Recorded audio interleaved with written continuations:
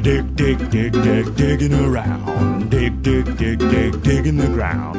Helo, a fi yw Richard Ellis, a chroeso i'r podcast Compostio hwn gan cynllun craff am wastraff. Yn ystod y podcast, byddwn yn dweud pam y dylech chi ddechrau compostio gartref.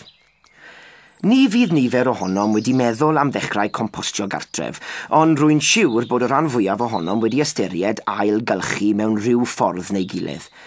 Gellir dweud mai compostio yw'r ffurf buraf o ailgylchu, oherwydd mae'n defnyddio grymoedd natur i ailgylchu. Mewn ychydig, byddwn yn siarad gyda rai pobl sy'n gwybod llawer am compostio. Ond yn gyntaf, dyma rai ffeithiau ac ystadegau. Mae bron i 30% o'r deunyddiau sydd yn eich bin cartref yn bydradwy. Golyga hyn fod natur yn ailgylchu o leiaf 30% o'ch gwastraff. Beth sy'n bydradwy? Wel, deunydd fel pilion llysiau, gweddillion tocio o'r ardd, sbarion ffrwythau, bagiau te, plisgwyau a hyd yn oed papur a chardbord. Gwnaeth nifer o bethau o'ch cegin a'ch gardd bydru mewn bin compost cyffredin. Mae Adrian Jones yn swyddog strategaeth gwastraff gyda Llywodraeth y Cynulliad, a gofynnos iddo pam fod compostio yn syniad mor dda. Well, home composting is a wonderful way of dealing with waste at source. Around 30 to 40% of household waste is compostable if we include garden waste. The latest figures suggest we produce around half a ton of household waste per person per year, so we could potentially be composting several hundred kilograms of waste per year from the average house. If the kitchen and garden waste that could be composted was to end up in a landfill site, it would rot slowly, it would produce methane, which is a major cause of climate change, and it would produce leachate. These are polluting liquids which can enter groundwaters and can cause long-term damage. So composting is a wonderful way to stop this happening. Wrth gwrs, drwy gompostio gartref, byddwch yn lleihau'r gwastraff a fydd yn cael ei roi yn eich bin. Dyma Becky Favage o Asiantaeth yr Amgylchedd Cymru. I think from my point of view, the main reason is that it obviously is going to reduce the amount of rubbish that goes out to the bin man. So that's going to then reduce the amount of waste that's going to go into a landfill site. Also, you're going to be producing a kind of good soil improvement product for your own garden. So you kind of win both sides.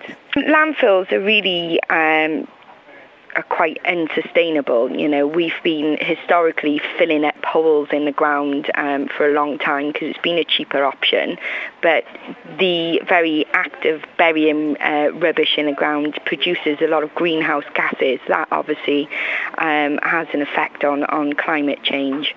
So wherever possible, we should be trying to reduce the amount of waste we're producing, and if we can't reduce the amount, then we should be maximising the kind of resource value of that material, and composting is a really good way of you know, getting some of the value back from the rubbish we produce.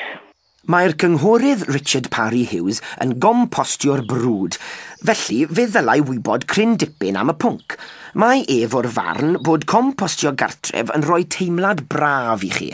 Dwi'n credu bod o'n syniad ardderchog i compostio adra, oherwydd mae o yn gyntaf, chi'n gallu cael tyfiant ardderchog allan o stwff wedi compost, a mae gen rhawian o'n i erddi, hyd yn oed bocsys ar y silff ffenast, a chi'n gallu defnyddio'r compost na wedyn i dyfu eich llysiau neu eich bloda, ac mae rwy'n teimlo bod yn rhan o'r cylch cyfan wrth wneud hynny. Diolch Richard, ac natur sy'n gwneud y gwaith i gyd pan fyddwch yn compostio. Mae angen i ni gyd wneud gwell defnydd o'n hadnoddau. Mae natur wrth ei bodd yn ailgylchu deunydd pydradwy i ddod â maith yn ôl i'ch gardd, gerddi eich cymdogion neu eich ardaloedd cymunedol. Mae Shireen Mitchell wedi bod yn compostio gartref ers rai blynyddoedd bellach. Dyma hi i ddweud ble'n union y mae'n cadw'r compost a beth yn union y mae'n rhoi ynddo. Rydyn ni'n cadw'r bin compost yn y gardd ger y shed mas o'r ffordd y plant, ac mi ydyn ni'n rhoi pethau fel hen ffrwythau a llysiau heb y coginio yn ddi bagiau te, plisgwyau, darnau bach o bapur a chardbwrd i helpu dy'r gymysg, toriadau porfa, perth a'r llwyn, hen blanhigion a blodau. A pham bod Shireen yn argymell compostio gartref? Mae fe'n helpu gostwng gwastraff o'r tŷ. Mae'n syml iawn i'w wneud ac mae fe'n ddefnyddiol hefyd. Mae'n helpu'r planhigion yn y gardd, sy'n gret. Mae llawer mwy o fanteision o ran compostio gartref gan gynnwys rai manteision ariannol. Dyma Adrian Jones eto. I feel the advantages of home composting are that this is a very good way of helping Welsh local authorities of keeping down the cost of waste disposal, because it reduces the amount that they have to collect and send for disposal. And obviously this is going to have a knock-on effect on how big your council tax happens to be in any one year. Because the amount of council tax that's allocated to waste disposal it's not a figure that's going down. Waste disposal is becoming more and more costly as time goes on. At the same time, if you compost at home, you reduce the impact of waste disposal on the environment, and you produce compost for use in your own gardens. I personally use mine each year to fill up the runner bean trench, and I always get a good crop of beans out of it. But you can use this material in flower beds as well, and it's a very good peat compost replacement. A sut mae'r ffa dringo yna'n dod yn ei blaen, Adrian? I generally grow so many that I'm sick to death of them by August, and I try to give them away, but all my neighbours have them as well, so it's a bit of a pain, really. Wel, fe allwch chi anfon rai ata I. Maen nhw'n swnio'n fendigedig. Felly rydym wedi clywed sut mae compostio gartref yn dda i'r amgylchedd. Mae'n hawdd i'w wneud ac rydych chi'n creu deunydd llawn maith i'w roi yn ôl i'ch amgylchedd. Bydd podcastiau eraill yn y gyfres pan fydd cyfle i glywed sut y gallwch dechrau compostio, beth ddylai gael ei roi yn y compost a sut y gallwch chi ddefnyddio'r compost. Am fwy o fanylion, ymwelwch â craffamwastraff.org.uk. Fel y mae Becky Favager yn dweud, mae compostio gartref yn rhoi teimlad braf I chi, oherwydd mae'n golygu eich bod yn cymryd cyfrifoldeb am eich gwastraff. The advantage that I have from compost is one that I feel that I'm dealing with my own waste.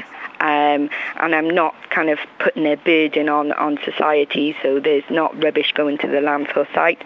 And also I'm producing a soil improvement product that I can use in my own garden. It means that I don't have to buy a bag of compost. Ariennir gan Lywodraeth Cynulliad Cymru. Dig, dig, dig, dig, digging around. Dig, dig, dig, dig, digging the ground. I got my spade, I got my hoe, I got my rake, and I'm ready to go.